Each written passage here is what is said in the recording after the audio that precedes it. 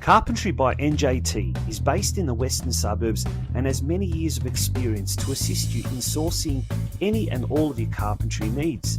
Carpentry by NJT are great supporters of local soccer clubs in Melbourne's western suburbs, including ambitious State League One outfit Sydenham Park Soccer Club. Home Builders CORP, meanwhile, is a Melbourne-based construction company by the same owners with more than 15 years' experience. Home Builders CORP specialises in new homes and unit developments. With attention to detail, they work to the highest standard to satisfy their customers with a very quick turnaround. For further details about how either Carpentry by NJT or Home Builders CORP can help you, contact owner-manager Nick on 0410 576 018 or via email at nick@homebuilderscorp.com.au. Carpentry by NJT and Home Builders CORP are the proud major sponsors of the Football Out West show.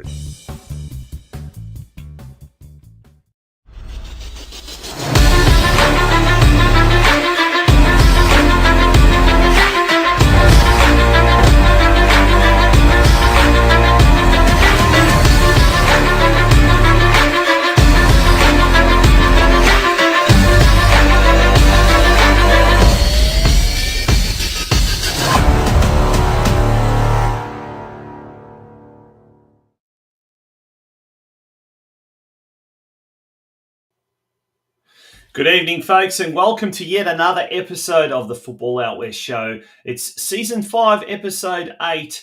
We're churning through those episodes very, very quickly as the football season really starts to hot up here in Victoria. My name is Tonchi Prusak. It's an absolute pleasure to be with you all yet again for another episode of our weekly take on what has happened in the NPL, the state leagues, and the NPLW competitions in here in Victoria. To help me get through all of that and all of our guests tonight, as he does every Sunday night, a big warm welcome to Steve Curtin. Good evening, Steve. How you doing? Yeah, good. Thanks, Tonchi. Good to be back with you again on a Sunday evening. I can't think of anywhere else I'd rather be. So thanks for your company tonight, everyone in the comments as well. Vlad and Santino already kicking off. And again, a big thanks to our sponsors, Carpentry by NJT, Home Builders CORP. Big thanks to Nick there and to all of our sponsors and everyone who supports the show. We have got a really good lineup tonight, haven't we, Tonch? But firstly, mate, how are you going? How's the weekend been for yourself? Yeah, good, mate. It's all football, and that's the way we absolutely love it. We had the junior leagues kick off today. We had the women's state league competitions as well kicking off, mini-roos around the region, local, regional. It's all happening, and this is what we live for. This is what we've been hanging out for. And, obviously the other competitions, the NPL, NPLW, VPLW, you name it, that's already really starting to get exciting. And just tonight, mate, we're going to also have a little bit of an A-League women's flavour to our show. We're going to be bringing on the coach of Western United, and this is going to be an absolute doozy of a catch-up. Mark Torcaso, he'll be talking to us about next week's A-League Women's Grand Final. And the fairy tale that is the Western United women's team, geez, Steve, in their first season to get to where they are, and that is qualify for the Grand Final. Pretty awesome effort, I think, in anyone's book, hey? That's great.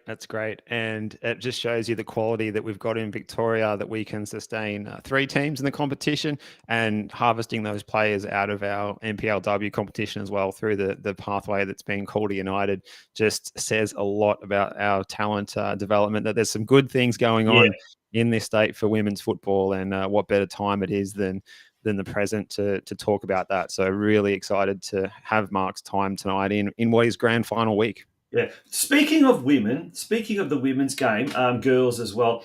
During the week, I was talking to someone up in Geelong about the local competition which kicked off in Geelong. So we're talking about the local community leagues. And I'm sure this is the case all throughout Western Melbourne and the Western suburbs. But apparently there's talk that the overall registrations have increased by something like 25 to 30%.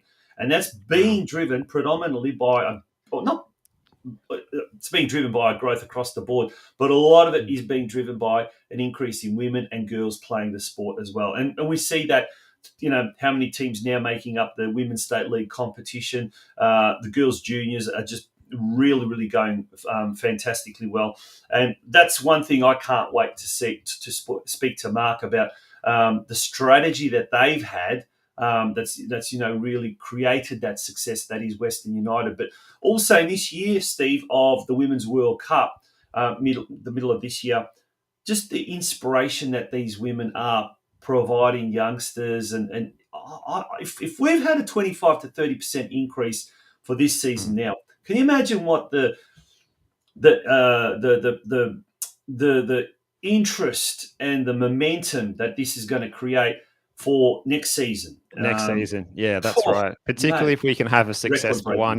We talked about Sam Kerr. She wants to have that sort of Kathy Freeman moment of Sydney 2000. She wants to have that for the Matildas this year. Yeah. And if the Australian mass media really get behind a special occasion, if it were to happen, it's going to explode. There's no doubt about it. It's the only word for it. Speaking of exploding, well, they've really exploded this year in the NPL Victoria competition. They are just absolutely unbelievable at the moment. I think it's 9 wins and 1 draw for the team sitting pretty at the top of the competition standings. They are undefeated, and tonight we'll be talking to the coach of Avondale FC, a good friend of the show who's been on the show before, ZORAN MARKOVSKI. They are just absolutely they are really just pummeling everything in front of them. At the moment, aren't they? Yeah, and he's going to be joining us a little later on in the show. And also our third guest, last but certainly not least, a club that is really starting to pick up some momentum as well in NPL 2, and that's Dandenong City, who find themselves, I think, now in their 3rd or 4th on the ladder. We'll have a look at that later on. But then we're going to be talking to their coach, Nick TOILIOS, as well. Nick's also been on the show. We're getting a lot of repeat guests now, which is cool. Serial offenders. Offenders, yeah. Once you've been on here once, you re-offend, so you can get back on again. That'll be happening a bit later on. So, mate, we're going to have a quick news break. When we come back, we've got some interesting stories. And Craig Filer, our resident Welshman, if you like, unfortunately, he's out yet again. He may be hopefully back next week, but he's actually come down with a bit of a lurgy, so he's battling that. But one thing that he's made, and I reckon the reason why he's got that is probably a little bit too much celebrating overnight. We'll tell you why after this short break. Don't go away, folks. You're listening and watching the Football Out There Show.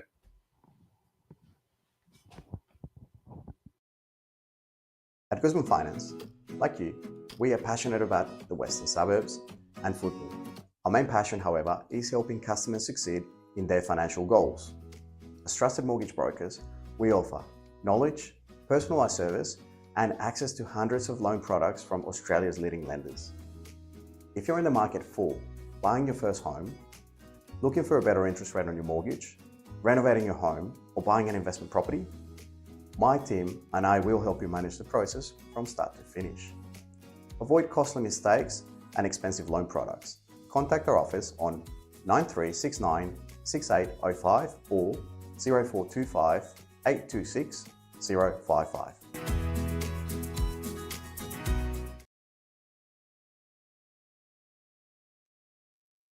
Welcome to Anytime Fitness in Werribee. The club with the most supportive, welcoming and friendliest members and staff. Whether you're a first-timer, gym goer or just an everyday person, we are here for you.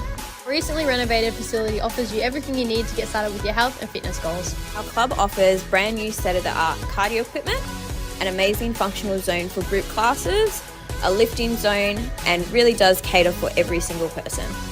So don't miss out. Come see us in club before April 30th to redeem this offer.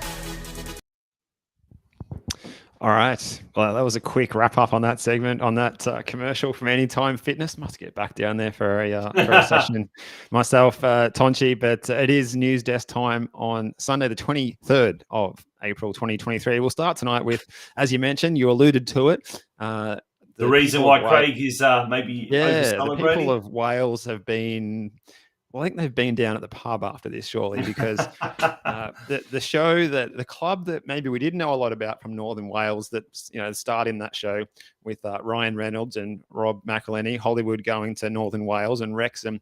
A 15-year absence from the Football League is over. Overnight, they were 3-1 winners against Boreham Wood.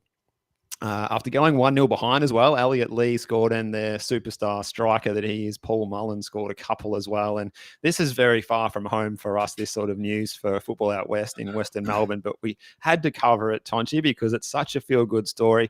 It's an incredible effort to get promoted out of this league. Really, really tough. And they've played 45 matches this season, won 34, drew 8, and lost 3. That's 110 points. The goal difference is 73, and it's enough to see them past Notts County in second, who they beat a couple of weeks ago in that thrilling game. Now, it's just a big news story and really exciting stuff. So they're back in League 2 next season, and they'll have to make another welcome to Wrexham, I think, Tonchi. I think so. And look at the owners, Rob McElhenney and Ryan Reynolds. Now, this is not Ryan Reynolds for those people from the western region of Geelong and Werribee. This is not the Ryan Reynolds who was once upon a time the deputy sports editor of the Geelong Advertiser, who was, by the way, a big soccer fan. And I think he's a big Everton fan, Ryan. Yeah, he is. Yes. That was pre-COVID. He really did devote a lot of space and sympathy for football. He's actually a racing journalist nowadays, horse racing journalist. But this is Ryan Reynolds, the Hollywood actor, and and he's getting really good. What's the word? He's getting a lot of the praise from various football media. But there's one where he says he loves the club so much, and he lives in America, obviously, but he's actually started eating baked beans to be a little bit more British. He wants to really, really get involved. But great news story. He's a funny man. Oh, yeah. Great news story. And hopefully, Craig, if you're at home in bed watching this live stream, mate, get better soon. But also at the same time, that'll certainly warm the cockles of your heart, and certainly those thousands and thousands of the Welsh people all around the world with that news story. Welsh, yeah, definitely. That's great news story. Definitely. If you haven't seen it, look up the video. We'd see Ryan and Rob both in tears on the sidelines, and the fans just invading the pitch at the old racecourse ground there. Amazing scenes. Now there we go. In the comments, Craig's got the Welsh flag out there. There we go. He's feeling okay after all, I think, after that story.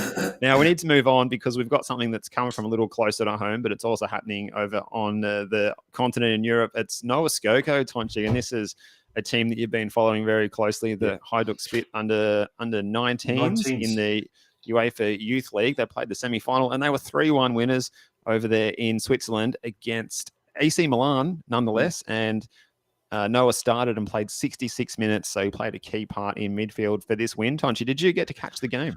No, I didn't. I watched the highlights, unfortunately. This is early Saturday morning. We had some...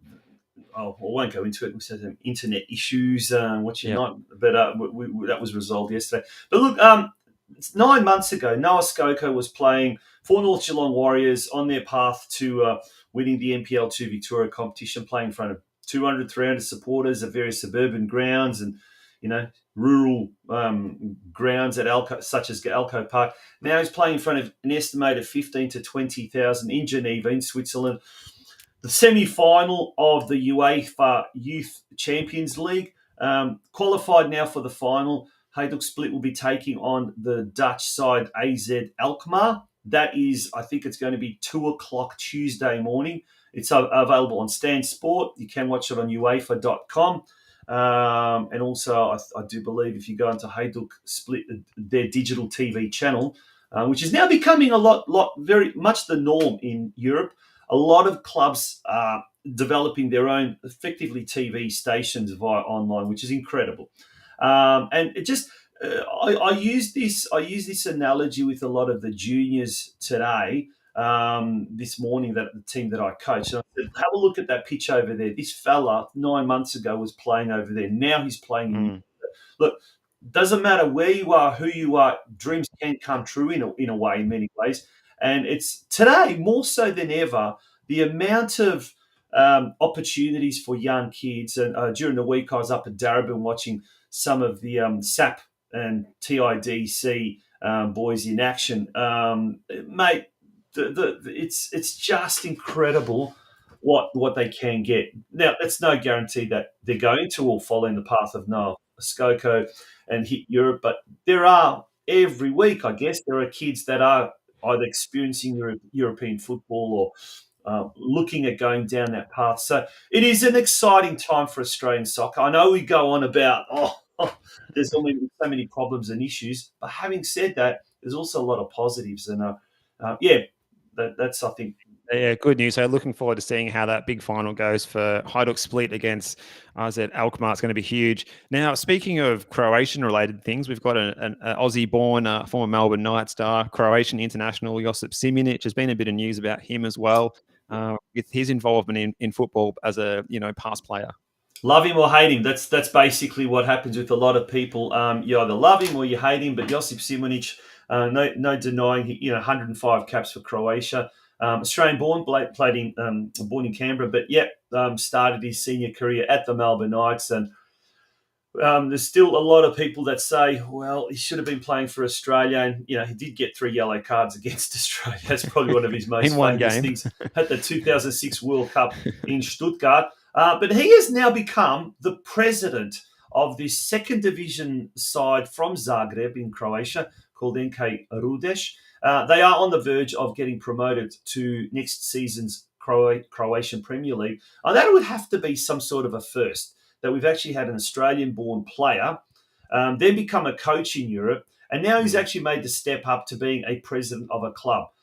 So it's quite an amazing feat and quite an amazing achievement. I don't know if that has ever been done before, but yeah, we're exporting them. It doesn't matter if they're players or coaches. Now they're even presidents of clubs, but that's amazing. And let's moving along. We've got Mark, our first guest, Mark Torcaso, the Western United A-League women's coach. He's in the green room ready to come on. So we'll move on quickly, Steve. We've got a few other things as well. Yeah, we'll just wrap up. A-League all-time scoring record of Besart Berishas is no more. It was broken. Jamie McLaren scoring the hat-trick for Melbourne City last night at Amy Park in the 3-1 win over Western United. And in typical Jamie McLaren fashion as well, this was a quote from John Aloisi, the opposition coach. He said he wasn't involved in the game all night and he scored a hat-trick. That's the type of player he is.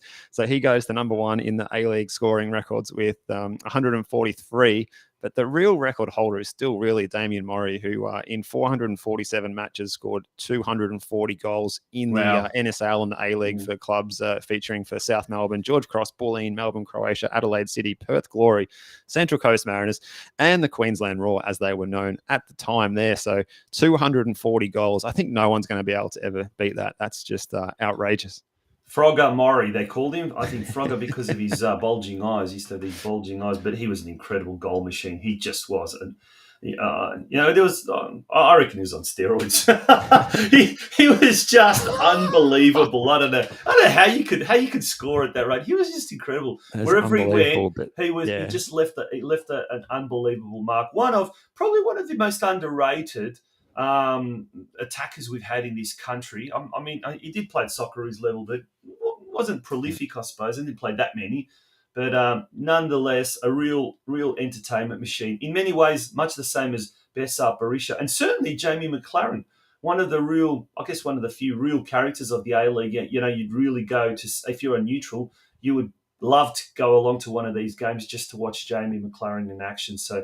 We can certainly claim him as well, a Melbourne boy. I think he was from Sunbury or somewhere like that. Something like that, growing up too. So I think, as a footballer at West Show, maybe we can get him to come on based on his original roots of being from the region, perhaps. But and just finally in the news desk tonight, the Australia Cup Round 5 kicks off this week, and we've got matches Tuesday night, Eastern Lions and Bentley United. Wednesday, Brandon Park against North Sunshine Eagles, and Westgate against the Bentley Greens coming up this week. And that particular round 5 will go midweek over the next 3 or 4 midweeks it is. So those games will be spaced out. So there'll be games every midweek to watch.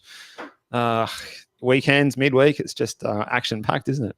Yeah, absolutely. Look, Brenton Ray, we got to give a shout out to Brenton. Brenton's putting scores galore in the here we go, Women's State League scores from round to ground. We're going to have to. Oh, mate, we're going to. Brenton is like a staff member of this show. He does a remarkable job. He's got a football Northern and Western Football News Facebook page. If you're not a subscriber to that, do that now, because he collates the scores better than Football Victoria Sports TG site does. I'll tell you now. So, and folks out there, in the comment section, put how your team went. Any news happening at your neck of the woods? We'd love to hear. We'd love to really get this to become such an interactive type of a program where, we're putting stuff in the comment section. What is going on in your neck of the woods? Absolutely, mate. Lots to get through. After the break, we will be speaking to Western United A-League women's coach, Mark Torcaso. They are grand final bound next week up in Sydney, and we'll hear all about that from Mark very, very shortly. Folks, don't go away. It is the Football Out West show, and we'll be back very quickly after the break.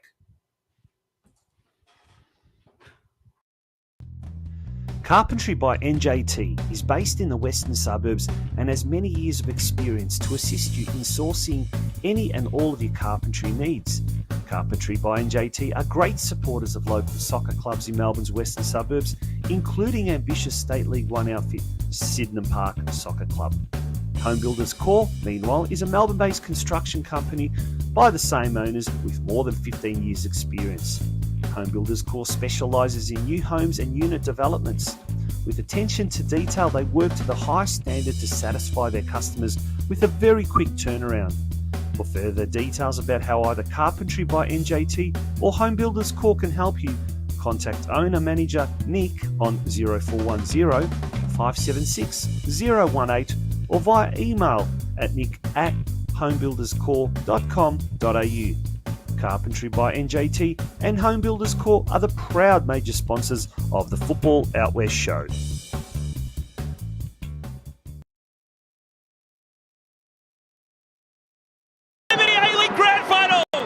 What was your first thought when you qualified for the grand final? Oh, just excitement, completely ecstatic. I mean, I think we've worked so hard all season, and to come away with something like that now in inaugural year is pretty special. Brilliant. Excited. Unbelievable. Dream come true. I'm so proud of the girls, and their effort game was a crazy game. I was on the edge of my seat, like shaking, like, come on, just hold out for 90 minutes. Yeah, I'm so proud of them and so excited. It's going to be amazing. First person you hugged when we found out? Emma Robers. I just jumped up and down. Didn't really hug anyone.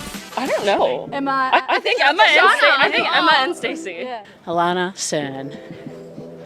The cameras would probably show it better, but I think Age was near me, or maybe Hannah. But yeah, I'm actually too sure who it was. I think we all came in for a big group hug, which was nice. So yeah. Who was the first person you called when we qualified for the grand final? My dad. Yeah, my dad. What did he say? He said, congrats, but I gotta go to bed. My dad.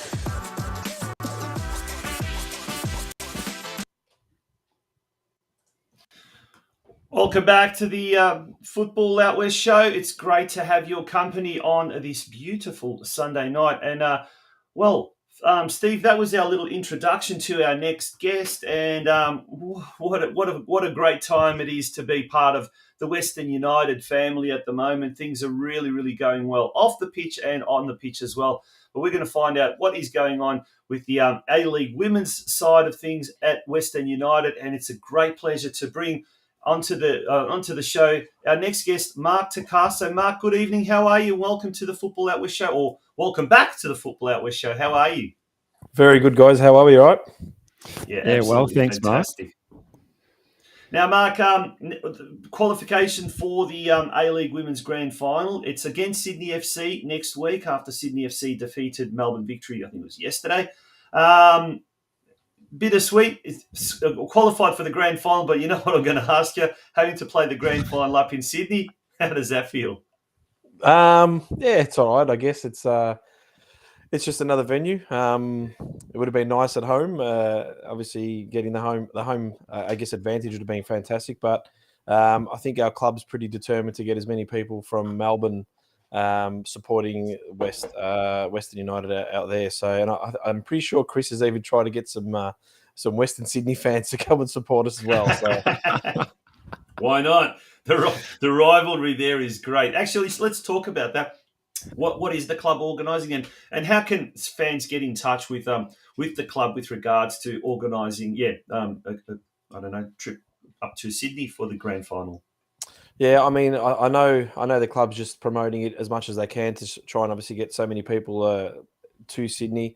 I don't know if there's any packages as such in regards to families and supporters, but it's obviously a little bit difficult being over there and getting our fans and our support base out there. But I mean, if I could encourage anyone to get out there and support the girls, it'd be a great opportunity to see something special. But yeah, you would have to check online, mate, because I wouldn't even know where to point you to which direction. Yeah, I'm sure if you get in contact with Western United, they'll look after you. Steve? Yeah, I have to say I haven't heard too much about those packages that were spoken of when the grand final announcement was made, either myself, Mark. But I'll keep a lookout for them this week and see if they magically pop up. But just wanted to ask you about some of your players that have been mainstays in the team that have come through the Calder system. Like you've got the two Tarantos, you've got Robers, Papandopoulos. Some of these players, CERN, another one, obviously, some of these players, they haven't really had exposure, some not at all, to A-League women's level or not for a long time. How have they managed to step up and just do so well this season? Has it just been something that you've planned for and prepared so well that they've done it? And how have they handled the rigors of the competition? Yeah, I think it was all about the start of the year, just trying to make sure that we got the right balance of players, experienced players in. So getting World Cup winner Jess McDonald from the US and Chloe Lagazzo and Matilda, bringing them in to help, bridge the gap between NPL players and A-League women's players was very important for me. So bringing that type of experience in, a couple of our other internationals really helps with sort of bridging that gap, and it's worked a treat, to be quite honest. I couldn't have asked for it any other way. And the way that, as you said, some of those players have just adjusted to A-League level is pretty. I'm pretty proud of that as a coach. It's also, I think, a very, very important thing to acknowledge that the third team in Melbourne was definitely needed. Giving more players opportunity to basically play at A-League level. So, West United getting the license and getting in is obviously showcasing much more talent. Yeah, Mark, we've talked about this before, about the strategy behind from Calder United days that extended through to Western United, and how it's now really reaping rewards. And it's almost like a bit of a prototype of what expansion clubs need to do. First of all, build their base at NPL, or in this case, NPLW level, and then translate that to the A-League once they get in. Did you when you first started thinking about this, when you started mooting the idea or passing the idea whilst at Calder United, did you in your wildest dreams expect that in that first year of playing at A-League you'd enjoy this type of success, or was it something that's caught you a bit off guard? It's not something that obviously I prepared for in regards to this position that we're in right now, because it's an absolutely amazing achievement. We sort of joked along over the start of the season with one of the two of the international players that we brought in was, we want to be as competitive as possible early in the season. Then it would give us every chance to play in the finals, and once finals come around, anything can happen.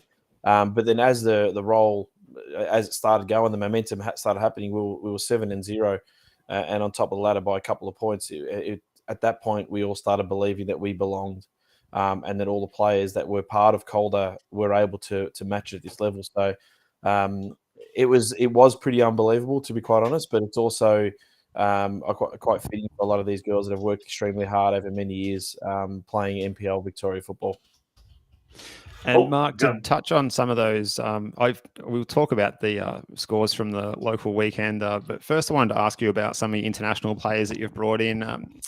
That you've had outstanding success, really. Hannah Keane, leading goal scorer. Hilary Beale in goals, been fantastic. Like, how far can those players go with their career, and how can we keep them at the club next season? Yeah, I mean, I was pretty pretty quick to snap up some of these players early. So we've signed a couple of them on second-year deals, which is a credit to the club and these players wanting to be around this environment. So, someone like Hannah Keane was someone that we tracked.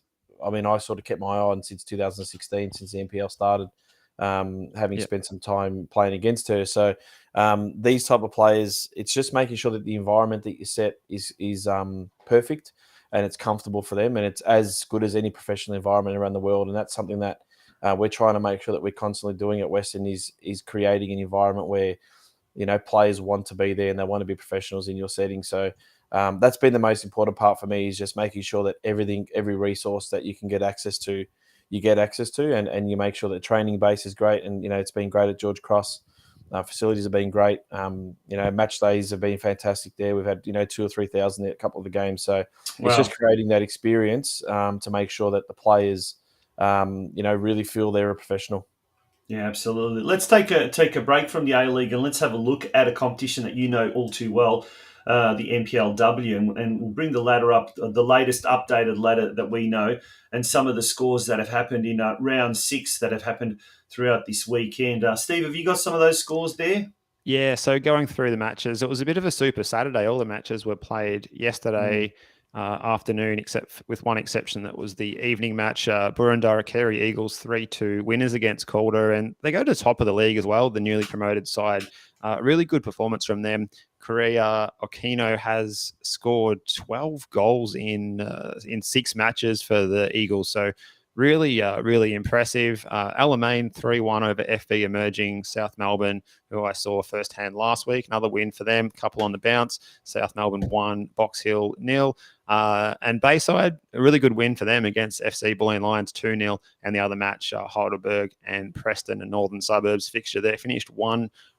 That is, we've got to look at the table. So Burundara Eagles and Preston, 2 of the teams newly promoted, going really well. And do you keep in touch with what's happening at Calder, Mark? And are they likely to be adding some depth to that squad, perhaps after the A-League women's season finishes?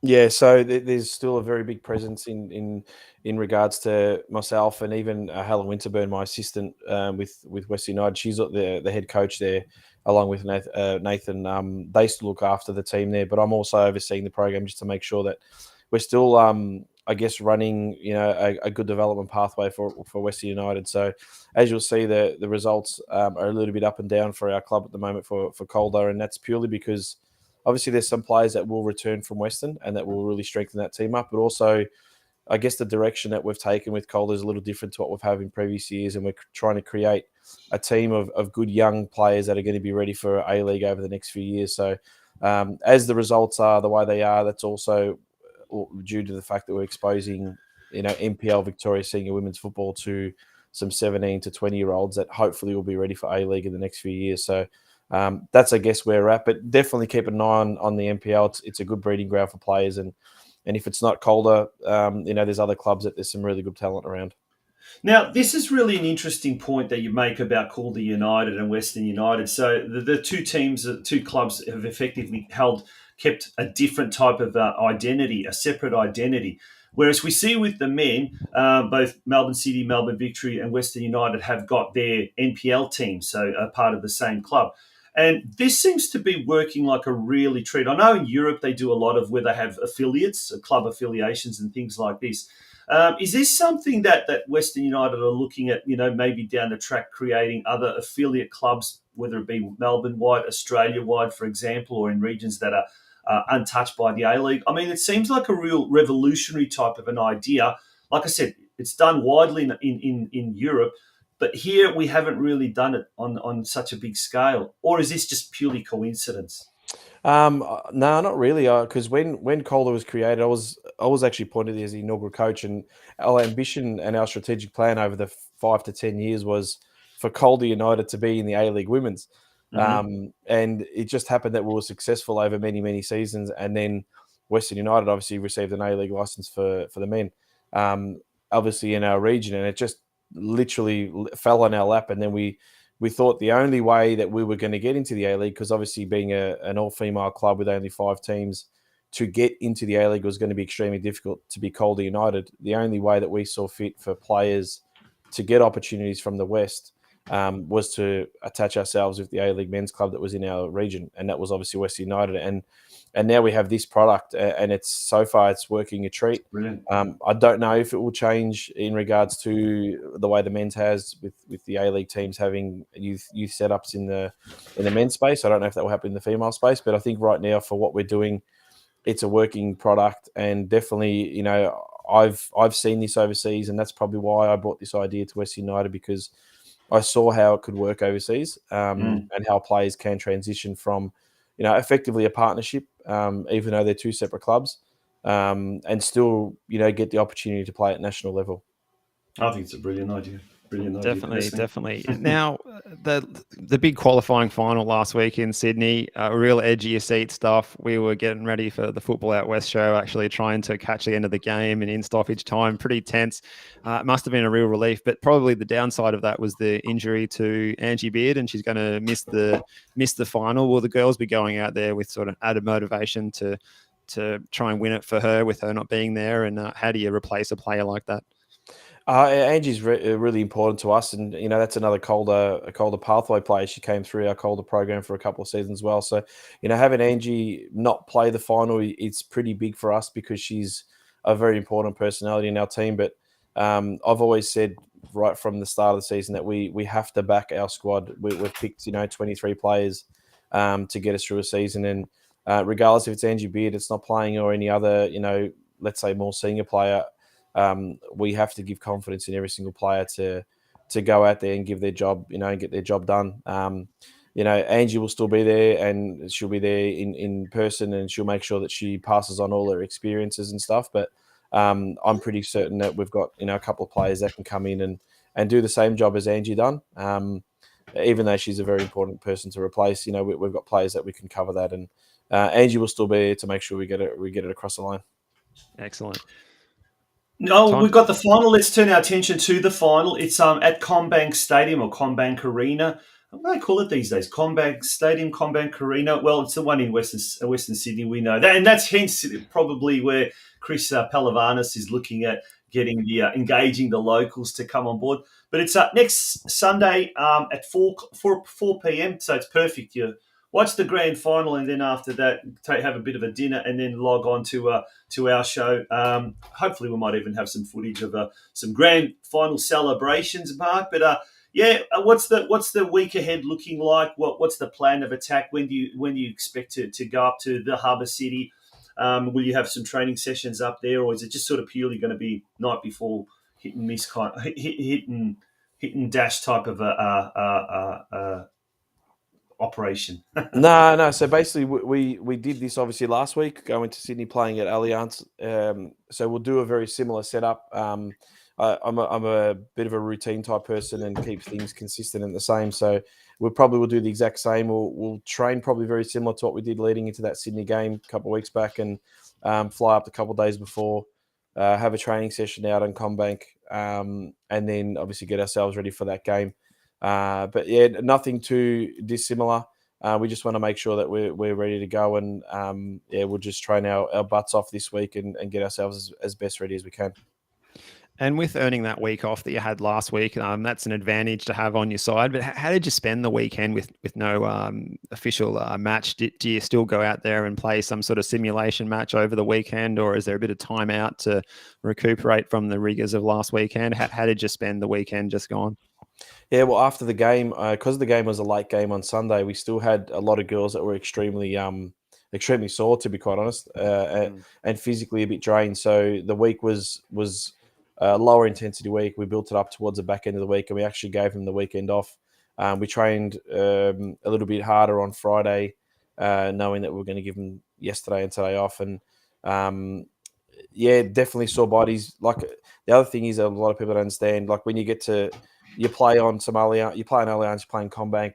These girls are used to playing on George Cross, for example, and Macedonia Park in Perth, and the grounds aren't as big as Allianz and as big as CommBank and as big as Amy Park. So it does take a lot out of them. So then you need to adjust to that, and you need to make sure you give the appropriate rest. So this week we have rested them pretty well, but we'll rock on Monday or tomorrow morning, and we'll get them going again and be ready for this final. And watching the game on was it yesterday afternoon? Victory sort of tried to park the bus. They didn't really create a lot, and eventually they got sort of burned in the 89th minute or whatever it was there late in the game. Will you be going out a bit more aggressively than the Victory side did come next Sunday? Yeah, I mean, Sydney's a tough side. They got probably the best front three in the competition, and probably one of the best midfielders midfields in the competition. So, we played very similar to what Victory did yesterday, last week. We didn't park the bus as such. We still counter-attacked and approached the game a little differently. But they are a hard team, and you've got to be on your game defensively to make sure that they can't crack you and then just sort of, try and get them on that little counter. But we will probably approach it a little bit different to the way we played last time and try and get them a little bit more being a final. I guess in the end, we've got nothing to lose. It's our first season. We're in this situation, because of the hard work the girls have done. They've been in six. They've been six in a row, and I think only won one of them. So they're probably under a little more pressure than what we are. Absolutely. So yeah, we'll go out there and we'll enjoy the moment, more importantly, and the week leading up to it. Awesome. Mate, on that note, we wish you all the very best to you and the ladies there at Western United. Hope you can come back and bring Victoria yet another trophy in the national competition. Good on you, Mark. All the very best for Sunday. Thanks very much. I think you guys should come up for the week. What do you reckon? Craig's saying that we absolutely should. Absolutely fantastic, yep. If have any a chat to sponsors out there DT about those travel packages and we'll be I think you guys should do a show from there on Sunday night. I think that sounds like a great idea. It'd be football out Western Sydney. It'd be great. We'll take care of the logistics and all that. Get Craig onto it. Come on. I think Craig's the most keen already. Absolutely. Watch him recover from his little lurgy very, very quickly. Mark, good on you, and thanks very much. And all the very best for next Sunday's big game. All the best. All the best, mate. Mark Torcaso, there, the Western United coach of the A-League women's side. A fantastic success story. That absolutely great. Steve, when we return, it's time to talk all things NPL Victoria football. We've got ZORAN MARKOVSKI, the coach of the Avondale FC side, the all-conquering Avondale FC side. He'll be joining us very, very quickly, very much after this break. Welcome to Anytime Fitness in Werribee. The club with the most supportive, welcoming and friendliest members and staff. Whether you're a first-timer, gym goer or just an everyday person, we are here for you. A recently renovated facility offers you everything you need to get started with your health and fitness goals. Our club offers brand new state-of-the-art cardio equipment, an amazing functional zone for group classes, a lifting zone, and really does cater for every single person. So don't miss out. Come see us in club before April 30th to redeem this offer. Welcome back to the Football Out West show, folks. It's time to talk NPL Victoria football, and we'll very, very quickly go through some of the results played over the weekend. It was round 10, and Steve, you've got the results there.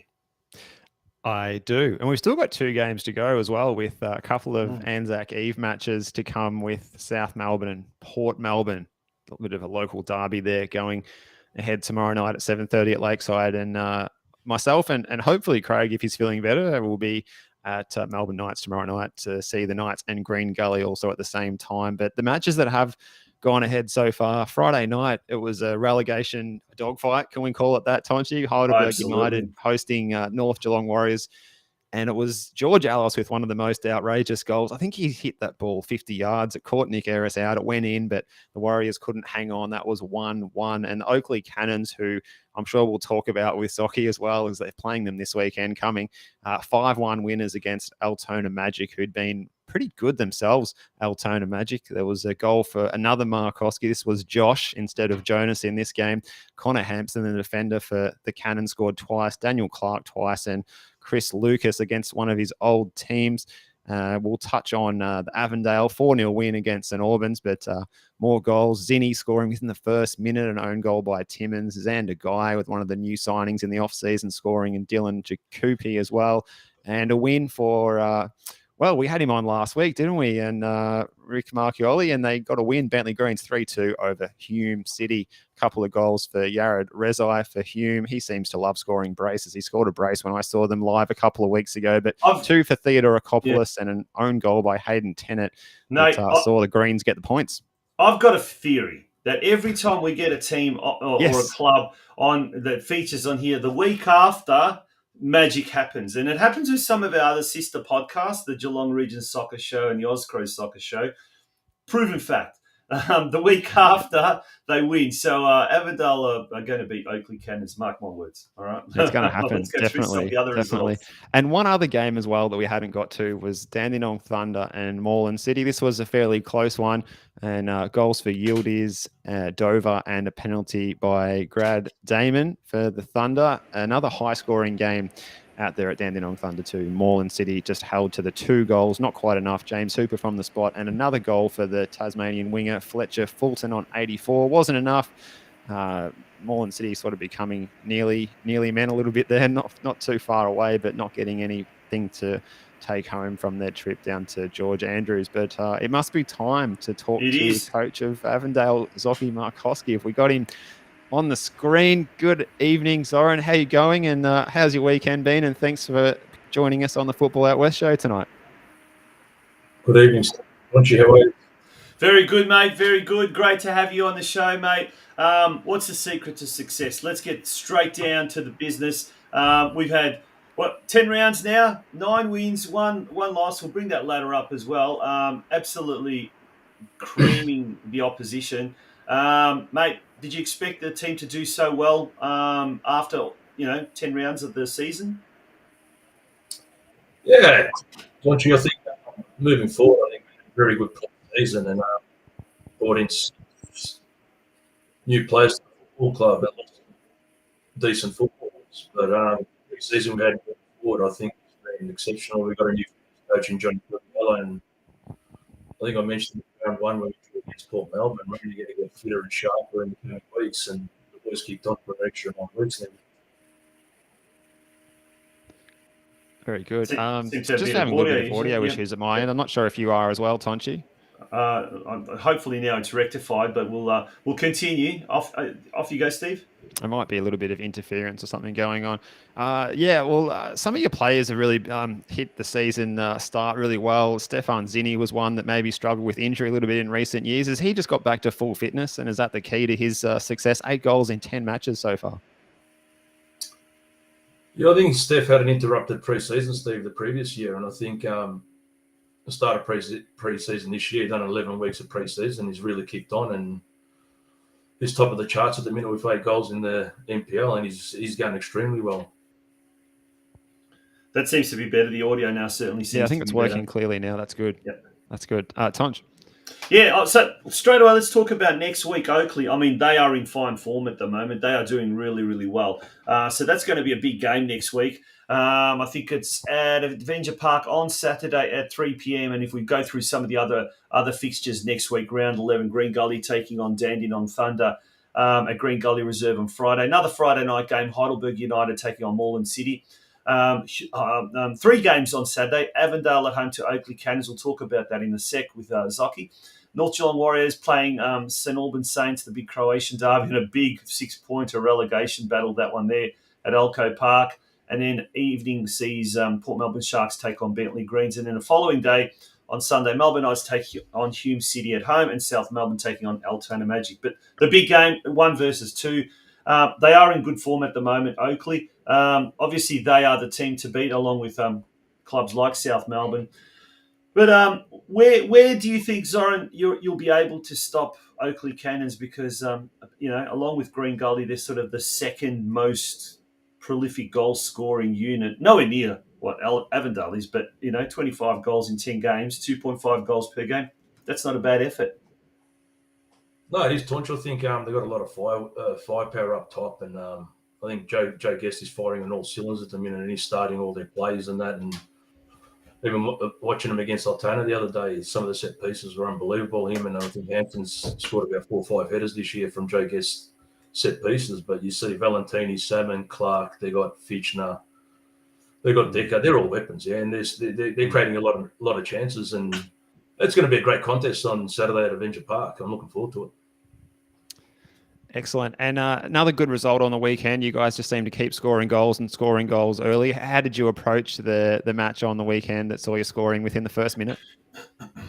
So, yeah, I didn't expect to score in the first minute, Steve. I think Confidence does wonders, yeah. Once you got confidence and a momentum, and the boys are just there's a good vibe at the minute, and it's only 40% of the season that we've played at the minute, still 60%. But it's always good to start well in the NPL. There's 48 points up for grabs still, so we're not getting carried away at all. We're just concentrating on Oakley, which we have been doing after every game. We're just focused on the next opponent, and I'm not getting too far ahead of ourselves, even myself or the group, and we're just fully focused on Oakley, and we'll start preparing for them tomorrow night at training. But like you said, Taunch, I think it's first v second, and it's always good when you play big games, and that's a big game. Yeah, actually, it's funny you talk about not getting ahead of yourself. One of our listeners there, Alex Zivkorovsky, has joined in on the comment section. He says, question for Zoc, how to keep the boys in their toes and not get ahead of themselves? Well, you probably kind of answered that in a way, haven't you? But what as you said, 40% of the season's gone, 10 rounds. There's still another 16 rounds to go. Great start, but it's that close that we'll bring that ladder up again. Just one stumble or two stumbles, and you start to get that momentum, and things all of a sudden change rather dramatically. What do you do now to keep the boys on their toes and to keep them not getting too, I don't know, what's the word to describe it, too overconfident?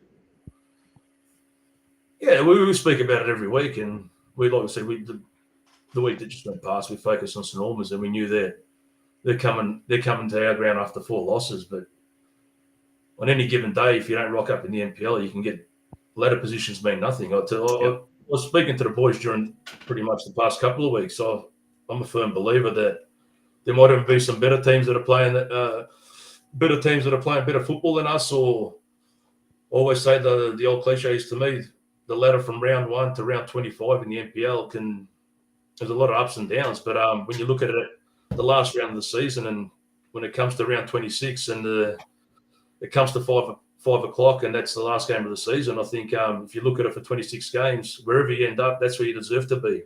Barring if it's injury, suspensions, or bad form or good form, the ladder never lies after round 26. So wherever you end up, that's where you deserve to be.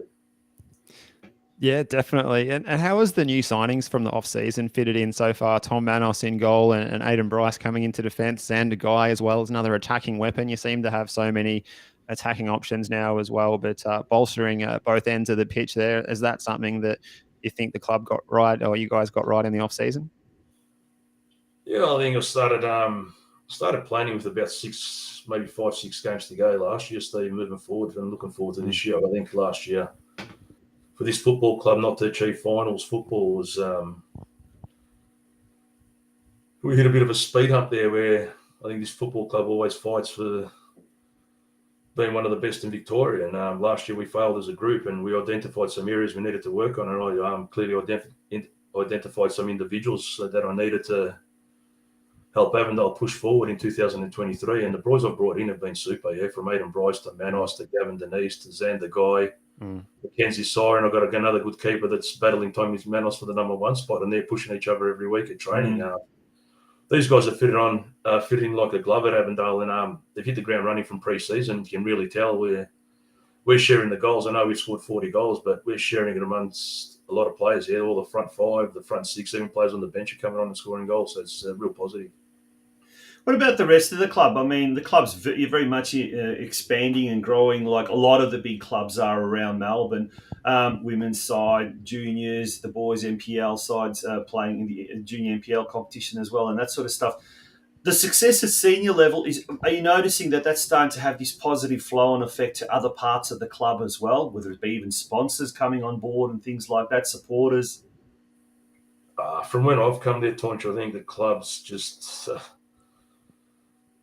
it's just jumped up in leaps and bounds, and I've been there for 7 years now, 2 years as assistant, and going on to my 5th year as a head coach. And from where the club's come from, I think the junior setup to the women's football to the seniors, it's had a domino effect. And there's a lot of girls, women, boys, junior mini roos, and I think from numbers from 30 now, we've got over 150 mini roos, and having women's teams pushing up leagues, and that has been fantastic. So the board has done an amazing job. We've got our own venue now. We were running around training at different venues when Avondale first came into the NPL, and that was a bit of a distraction. But now we're getting home based, and the juniors and the clubs are really pushing for another venue for the junior setup, which has been phenomenal. And I think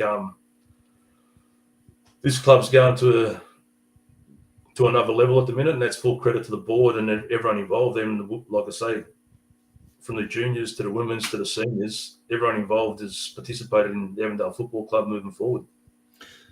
And just on that as well, with the week to week, the training, do you do any training on Avenger Park, or is your training taking place elsewhere? No, we don't move from Avenger Park, Steve. We've been there since we got the ground, and it's for the senior group. We train there 3 nights a week, and that's our home ground. And I think you can see in 7 games we scored 31 goals at home. So we played 7 home games and scored 31 goals. So it's a fortress there at the minute. So hopefully we can keep playing home games. Yeah, that sounds like the way to go. Just keep playing consecutive home games. And some of those goals have been scored and set up by Christian Trajewski. He scored 4, assisted 5. Is he one of these sleepers in the A-League that aren't in the A-League that probably are well and truly good enough to be at that level, but somehow they have not been picked up at the current time? Yeah, no, that's what, honestly, Steve, I think having been at Avondale, I've had numerous players that I think that it can go to the next level, and there's still some players there now. If I mention names, it's not me, but obviously you mentioned about Christian. Christian's taken his game to another level. I had him at Hume at 16 when I was assistant coach to Lewis-Heskey at Hume City, and I brought him over to Avondale for a year. Then he took off to Portugal for 3 years, and got him back when he come back from Portugal, and he's just taken his game to another level. To me, he's one of the best midfielders. I've said not even in the NPL in Victoria, including the 3 A-League clubs. I reckon he's one of the best midfielders going around in Victoria. Before too long, you'll have A-League clubs knocking on your door to get to pillage some of that talent that we're seeing at the top of the NPL Victoria standings. Mate, all the very best for next week. Big clash against Oakley Cannons, and also for the remainder of the season. Always a pleasure getting you on the show, Zocchi. All the very best, and we look forward to speaking to you again soon. Thanks, Tonch and Steve. Great show. Keep it up, guys. Thanks for having me on. Good day. Great work, Zoran. Thank you. Zoran Markovsky, the coach of Avondale FC. We're going to take a very short break. When we return, we'll be talking to Nick TOILIOS, the coach of Dandenong City, who are doing really, really well in NPL 2 Victoria. Don't go away, folks. Carpentry by NJT is based in the western suburbs and has many years of experience to assist you in sourcing any and all of your carpentry needs. Carpentry by NJT are great supporters of local soccer clubs in Melbourne's western suburbs, including ambitious State League 1 outfit Sydenham Park Soccer Club. Home Builders CORP, meanwhile, is a Melbourne-based construction company by the same owners with more than 15 years' experience. Home Builders CORP specialises in new homes and unit developments. With attention to detail, they work to the highest standard to satisfy their customers with a very quick turnaround. For further details about how either Carpentry by NJT or Home Builders CORP can help you, contact owner-manager Nick on 0410 576 018 or via email at nick@homebuilderscorp.com.au. Carpentry by NJT and Home Builders CORP are the proud major sponsors of the Football Out West show. Welcome back to the Football Out West show. Our next guest is going to be Nick TOILIOS from Dandenong City, and we'll be looking at NPL 2 Victoria. But before we do that, Steve, let's quickly get on to NPL 3, and let's look at some of the results of the weekend just gone by, and we'll also bring the ladder up. Yeah, let's do it. So Friday night, Essendon Royals got a win that they needed. That was their first win of the season over Beaumaris, 1-0. And then yesterday, Ballarat City 2, Doveton 6. So a happy trip to Ballarat for Doveton yesterday. Also, Geelong Soccer Club raced to what seemed like an unassailable lead against the North Sunshine Eagles, Tonchi, but then the Eagles came surging back to win 5-4. I think this Chaos League status on the NPL 3 is maybe quite justified now. Yeah. Box Hill United 1, Goulburn Valley Suns 1, a draw there. Also a draw between George Cross and the Melbourne Victory Reserves, and it was Nunawading City 3, Burundara Eagles 4. So another high-scoring thriller there in NPL 3. Did anything catch your fancy in that round? Then did you catch up with the result there? North Sunshine and Geelong. What a crazy game apparently that I was. was speaking to someone from Geelong who said like they were 4-1 or 4-0 up at one stage, and it was just 4-0 maybe 4-0, and it was just an insane like result for North Sunshine at home to come from 4-1, let's fall 4-0, 4-1 down, whatever it was, but to come back and basically the virtually last kick of the day, it was a penalty saved by this wonder kid goalkeeper, young Nicholas Scott-Nitzer for Geelong. Yeah. Only his second league game on debut last week against George Cross. He saved 2 penalties. Lo and behold, in the last play of the day, virtually the last play of the day, he saved a penalty, but then from the rebound, what happened then from the rebound, it was followed through. The defence just stopped, and North Sunshine managed to score a goal. I'd love to see highlights from that game, but that was absolutely insane. So now we've got next week, we've got most of the games, in fact, all of the games bar one on Sunday. Beaumaris taking on Box Hill, Burundara Kerry Eagles versus Ballarat City at home, Doveton taking on Essendon Royals, with Goulburn Valley Suns at home to Caroline Springs, George Cross up in Shepparton, Geelong at home to Nunawading City. That should be a beauty. Nunawading City, I think they've lost their last 2 games, so they'll be really rattled. And Geelong at Stead Park perform very well. Melbourne Victory taking on their North Sunshine Eagles at Epping Stadium on Sunday in the big 1v2 battle. Another one. So, wow.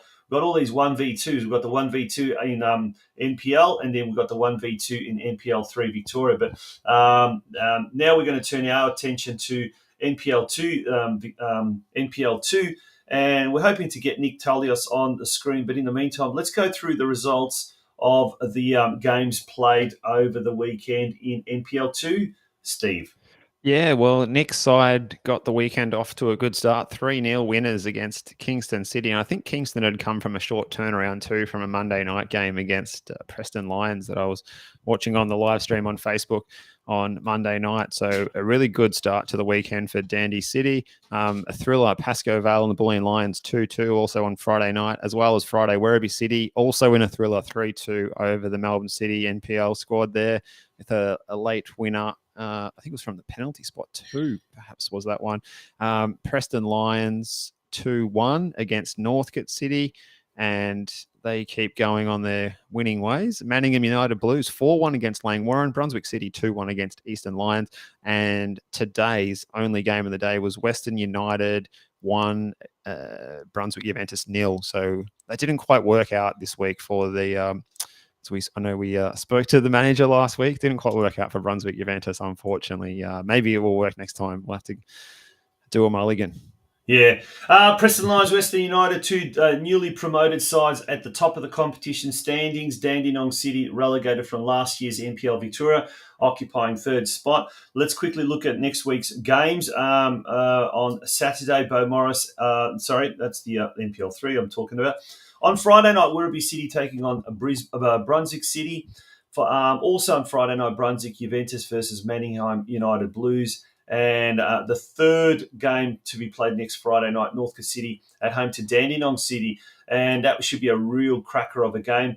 That's including our next guest, Nick TOILIOS, who's on the screen. And we're going to bring Nick on. Nick, let's talk about, first of all, welcome to the show. Great to have you on the program. Welcome back after a little bit of a break. First of all, how are you feeling on this Sunday night after a big weekend? Yeah, it's always good after a win. So just relaxing at home, getting ready for another big week at work and on the football park.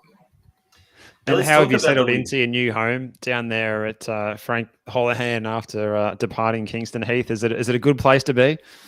Oh, look, at the moment, I think any football club, when you're winning, it's always fantastic. But look, to be honest, the club's been tremendous ever since I got there. And it's taken a while for us to get up and running. But look, a very organised club, very, very big on family orientated and really push the juniors as well. They've got a fantastic program down there. So it's been pleasing to see.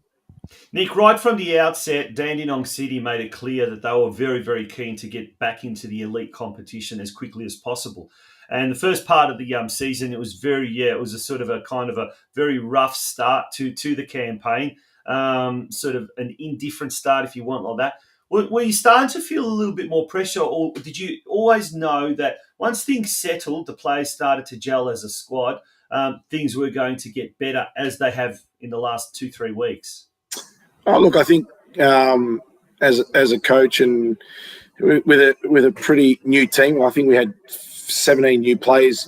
It was always going to be hard to gel. And look, our pre-season form was tremendous because everyone plays with no fear. Everyone plays with no pressure, no fear. So it was, I think, people get into bad habits as soon as the season started. People starting to tighten up a little bit, and we had to adapt as a coaching staff because the NPL2 is a difficult league to get out of, and there's 14 teams there that can win it. Every week there's a challenge, and look, I think the pressure, not really. The club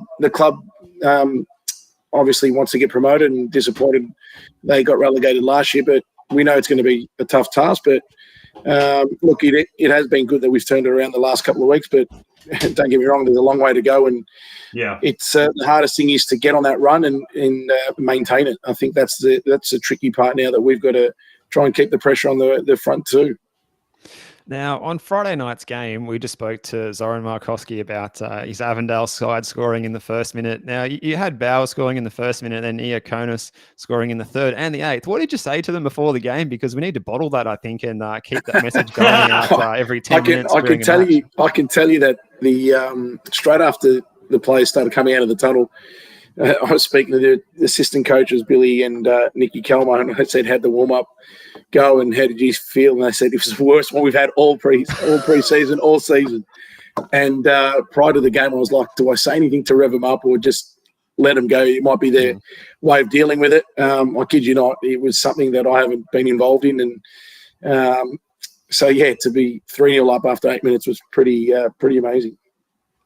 Yeah. Nick, yourself, you kind of, you talked about you getting ready for a busy week at work, and it's an important game next week as well. And obviously you have to learn to, when you've got so many multiple hats, if you like, to switch from one to the other and all of that kind of stuff. But now that the team's really starting to do well on the park, is it really hard to contain that excitement even with yourself? Is it have you got one eye already on the next weekend? And what do you do during the week to sort of kind of both settle yourself but also settle the team ahead of next week's task? I think Zoki mentioned it in his chat with you guys earlier, that you can't really look too far ahead other than looking at the opposition you got at hand. And we know Northcote are going to be a strong side. And look, they're there or thereabouts at the moment, and they're probably in a position we were probably 5-6 weeks ago. They're knocking on the door. They're not far off for things going their way. The biggest task that we have as coaches is keeping that intensity up and making sure they don't get complacent. That's the biggest thing that we look at throughout the week, and just to make sure that we're still pushing and still trying to improve it in every aspect. Because again, about 4 or 5 weeks ago, keep reminding the boys, we were conceding goals quite easily. We were making silly mistakes.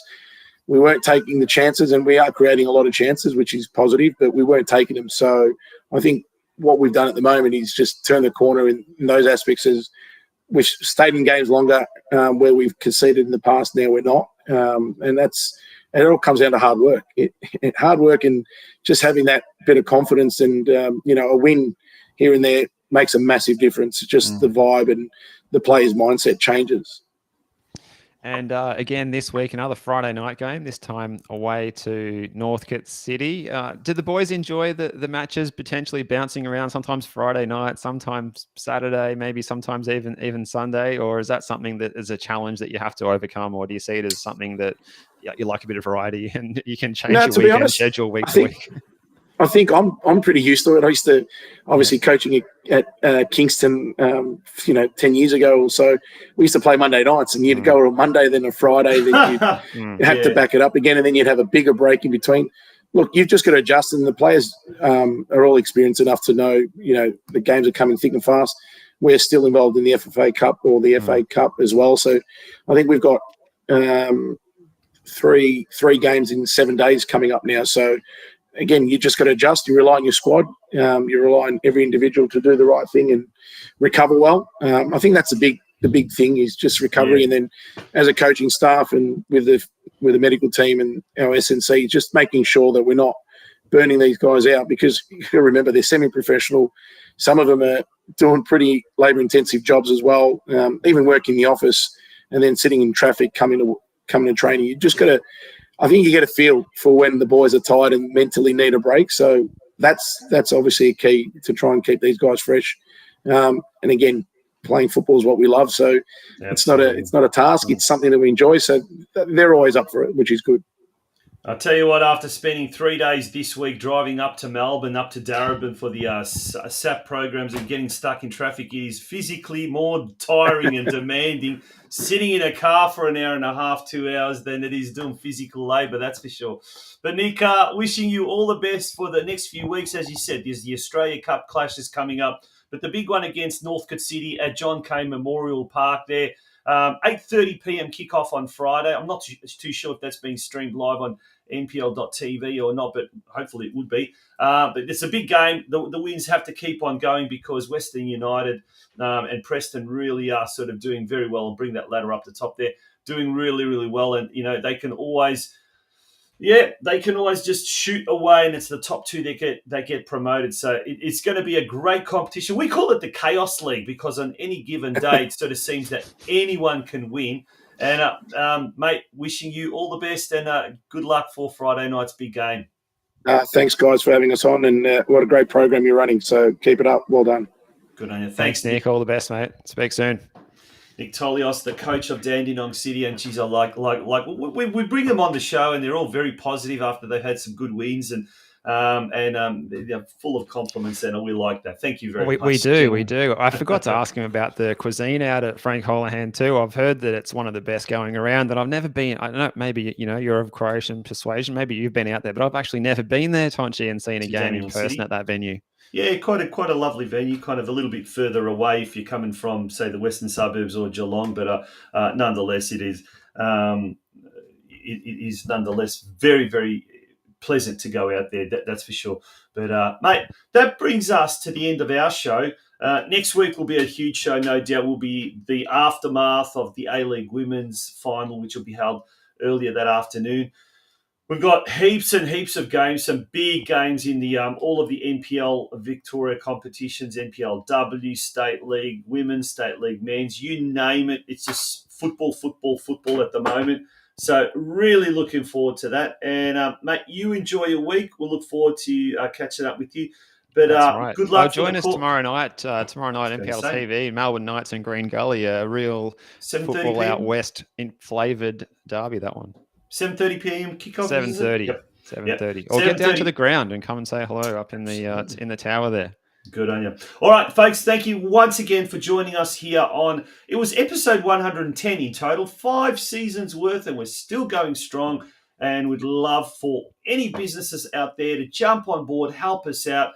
If you are interested in any way in getting involved, the details are going to be coming on down there. If you'd like to advertise or to sponsor this show, Craig Filer in the background, he's hoping to get up to Sydney to do an outside broadcast of the show for the A-League Women's. Hey, he's going to drive us all up, I'm hearing. Yeah. So that's right. Yep. Pack our bags. footballoutwest@gmail.com or send us a private message via our Facebook page. You see what we're trying to do. Everyone's very, very full of praises, and thank you for that. But it is a program that, like everything else, costs a lot of money to produce week in, week out. So, folks, do jump on board if you've got a business, a small business. It would be great to have you guys on our board. Speaking of sponsors, Guzman Finance for all your mortgage broking requirements. Anytime Fitness out at Hoppers Crossing, and Carpentry by NJT, and indeed Home Builders Core.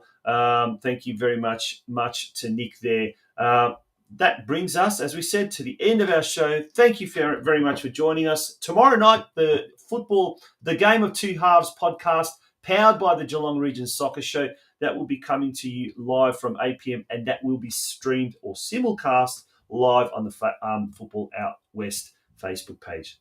Folks, Good night. Good night.